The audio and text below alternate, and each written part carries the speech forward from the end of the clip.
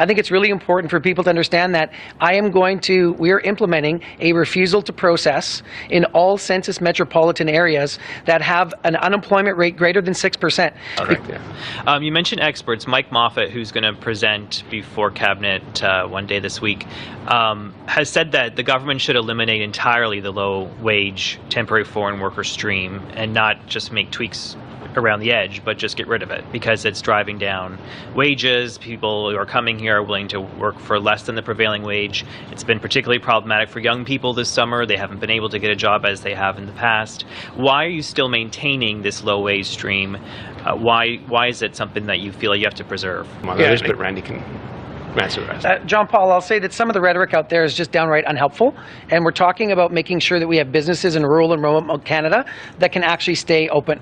And if you're talking about 1 out of 10 workers or 2 out of 20 workers that actually keeps an inn working, and that inn is the only restaurant in that community, and that community is where the people who work to build that community reside on a temporary basis while they're building up that community, that's not something that I'm prepared as Jobs Minister to see disappear in rural and remote Canada. And we've seen other governments have knee-jerk reactions to this program and shut down the low-wage stream entirely, only to then turn around and have to bring it back entirely. So what have we done in 4 short months is we've gone from 30% down to 20%, now 20% down to 10%, and the changes that we're announcing today, which normally would take between 4 and 6 months, we're going to get done in up to 4 weeks. We are serious about these changes taking place, and I think it's really important for people to understand that we are implementing a refusal to process in all census metropolitan areas that have an unemployment rate greater than 6%. Because to Sean's point, the economic fundamentals have shifted. Like after COVID, we had to do things differently as a government. We did those things. We had 1 million job vacancies.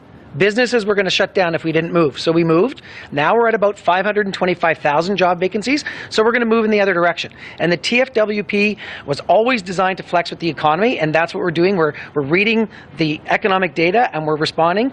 To your point about newcomers and youth, both of those unemployment levels are at about the same rate, and that is too high. And so I want young people in these jobs, I want newcomers in these jobs, I want labor mobility across this country, I want provincial barriers out of the way, and the other people that you should be asking about this are my provincial territorial counterparts in the labor market development space. We transfer almost $3 billion a year to them so that they can do the training for newcomers and Canadians and permanent residents to get to the job market, and we need more coordination in federal priorities to get that work done.